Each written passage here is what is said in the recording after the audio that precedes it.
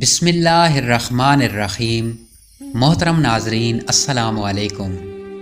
سورہ کوثر قرآن کریم کی سب سے چھوٹی سورت ہونے کے باوجود بے شمار حکمتوں، برکتوں اور روحانی رازوں پر مشتمل ہے۔ یہ سورہ رسول اکرم صلی اللہ علیہ وآلہ وسلم کے لیے اللہ کی عظیم نعمتوں کا اعلان ہے اور اس میں کائنات کے بعض بڑے حقائق پوشیدہ ہیں۔ اس ویڈیو میں ہم سورہ کوثر کے مفہوم، شان نزول، فضائل، اس کے معجزاتی اثرات اور اس کے گہرے روحانی اسرار پر تفصیل سے بات کریں گے۔ سورہ کوثر کا متن اور ترجمہ۔ انا اعطیناک الکوثر، بے شک ہم نے آپ کو کوثر عطا کی۔ فصلی لربک وانحر، بس آپ اپنے رب کے لیے نماز پڑھیں اور قربانی کریں۔ ان شانئک ھو الابتر، بے شک آپ کا دشمن ہی بے نام و نشان ہے۔ یہ تین مختصر آیات پوری انسانیت کے لیے حکمتوں اور روحانی برکتوں کا خزانہ ہے۔ شان نزول۔ سورہ کوثر نبی کریم صلی اللہ علیہ وآلہ وسلم پر مکہ مکرمہ میں نازل ہوئی۔ اس کا پس منظر یہ تھا کہ جب رسول اللہ صلی اللہ علیہ وآلہ وسلم کے صاحبزادے حضرت قاسم اور حضرت عبداللہ کم عمری میں وفات پا گئے تو کفار مکہ نے مذاق اور طعن و تشنیع کا سلسلہ شروع کر دیا۔ وہ کہتے تھے کہ معاذ اللہ محمد بے نام و نشان ہو گئے، کیونکہ ان کے کوئی بیٹے نہیں جو ان کا نام آگے بڑھائیں۔ اس پر اللہ تعالیٰ نے یہ سورت نازل فرمائی اور اعلان کیا کہ نبی کریم صلی اللہ علیہ وآلہ وسلم کے دشمن ہی بے نام و نشان ہوں گے، جبکہ اللہ نے آپ صلی اللہ علیہ وآلہ وسلم کو کوثر عطا کی ہے، جو خیر و برکت کا ایک بے پایہ سمندر ہے۔ سورہ کوثر کے معنی اور تفاسیر۔ انا اعطیناک الکوثر، یہاں الکوثر کا مفہوم بہت وسیع ہے۔ علماء نے اس کی تفسیر کچھ اس طرح بیان کی۔ حوض کوثر یہ وہ جنتی چشمہ ہے جو قیامت کے دن رسول اللہ صلی اللہ علیہ وآلہ وسلم کو عطا کیا جائے گا، جہاں سے آپ اپنی امت کو پانی پلائیں گے۔ بے پناہ خیر و برکت۔ کوثر کا ایک مفہوم بے حد اور بے شمار خیر بھی ہے، یعنی اللہ نے نبی صلی اللہ علیہ وآلہ وسلم کو دنیا و آخرت کی تمام تر بھلائیاں عطا کی ہیں۔ نبوت اور رسالت۔ رسول اللہ صلی اللہ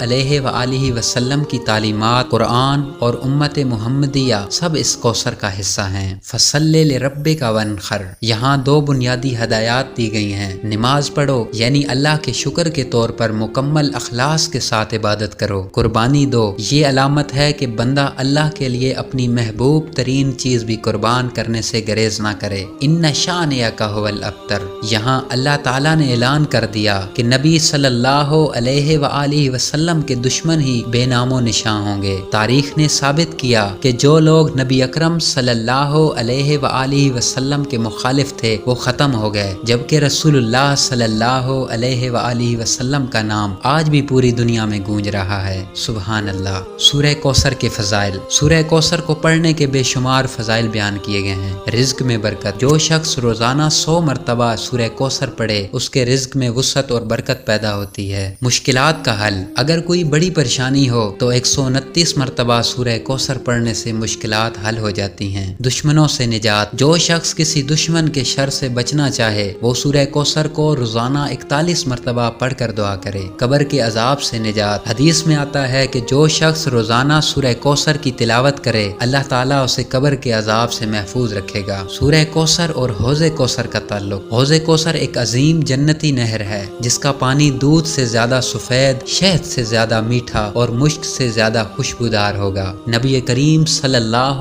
علیہ وآلہ وسلم کی امت کے افراد قیامت کے دن اس سے پانی پینے کے لیے آئیں گے۔ حوض کوثر کی خصوصیات۔ اس کا پانی کبھی ختم نہیں ہوگا۔ اس کے کنارے چاندی اور سونے کے ہوں گے۔ اس کا پانی پینے کے بعد بھی کبھی پیاس نہیں لگے گی۔ یہ سورت محض الفاظ کا مجموعہ نہیں بلکہ ایک زبردست روحانی معجزہ بھی ہے۔ دل کی سختی ختم کرتی ہے، روحانی ترقی میں مدد دیتی ہے، اندرونی سکون اور راحت کا ذریعہ بنتی ہے، گھریلو ناچاکیوں کو ختم کرتی ہے۔ یہ سورت ہمیں سکھاتی ہے کہ ہر نعمت پر اللہ کا شکر ادا کرنا چاہیے۔ نماز اور قربانی کے ذریعے اپنی محبت کا اظہار کرنا چاہیے۔ دشمنوں اور مخالفین کی باتوں پر دھیان دینے کی بجائے اللہ پر توکل کرنا چاہیے۔ سورہ کوثر قرآن کی ایک مختصر مگر بے حد طاقتور سورت ہے جو نبی کریم صلی اللہ علیہ وآلہ وسلم وسلم کی عظمت اور ان پر اللہ کی نعمتوں کا اعلان کرتی ہے۔ اس میں نماز، قربانی اور اللہ کے ذکر کی تلقین ہے، اور ساتھ ہی دشمنوں کی ناکامی کا اعلان بھی کیا گیا ہے۔ جو بھی شخص اس سورت کو ایمان اور محبت کے ساتھ پڑھے وہ دنیا و آخرت کے بے شمار برکتوں سے مستفید ہوگا۔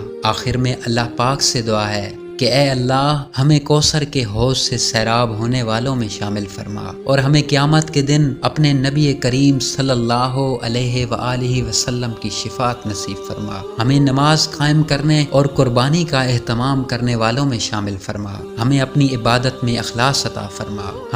ہمارے والدین اور تمام مومنین و مومنات کے گناہ بخش دے۔ اے سب سے زیادہ رحم کرنے والے، اپنی رحمت سے ہمیں نواز دے۔ آمین یا رب العالمین۔